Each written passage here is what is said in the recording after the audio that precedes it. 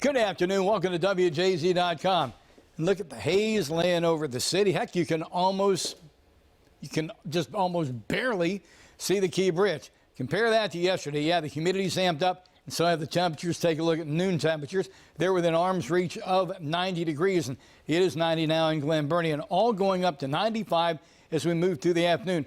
Big heat pumps running our weather. Actually, two highs acting as one heat pump have launched steamy conditions, hot, humid conditions, right up the eastern half of the United States in a big way. I want to specifically talk about these returns we're looking at out to the west right now. Just barely a few clouds in the area. We're really heating up. The atmosphere's starting to stir itself up. Thermals rising.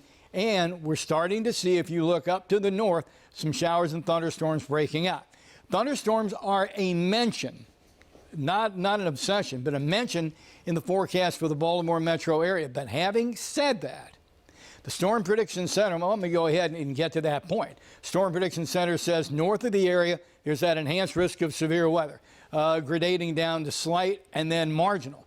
So even though we're not obsessing on a thunderstorm, should one fire up in the area, well, it could be gusty. We'll have to watch it through the afternoon. But again, right now, what is forming is north, tracking from west to east and staying north of the Mason-Dixon line.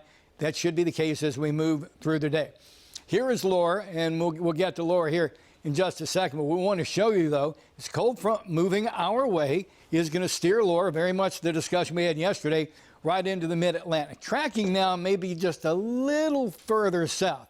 But between Laura's moisture and moisture with this cold front, diving across the mid-Atlantic, we're going to have rain Saturday night, and into Sunday. We're fine-tuning how much rain we're going to get. Also, it could get quite breezy because Laura's going to interact with the jet stream. In a tropical event, the strongest winds are actually up here. The jet stream forces them down. So you get an interaction of these two systems, and it could, start to get breezy. Laura right now has diminished to 75 miles an hour. That is still one heck of a storm, and the problems continue in the area. We're still talking about a Cat 1 hurricane, and look at the advisories, particularly the tornado watches that are in effect over how many cities, how many counties, how many states now on the what is now the southeast side of that storm. So, don't let the fact that the storm is 75 miles an hour interacting with land and starting to weaken, dull your senses on this. This is one heck of a weather event.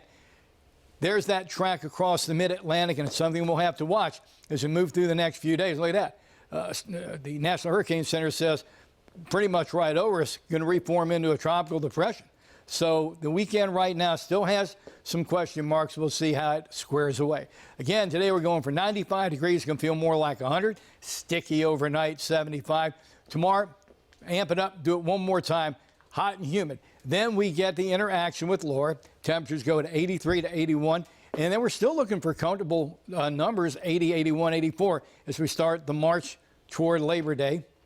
There you go. Finally getting a little bit comfortable here.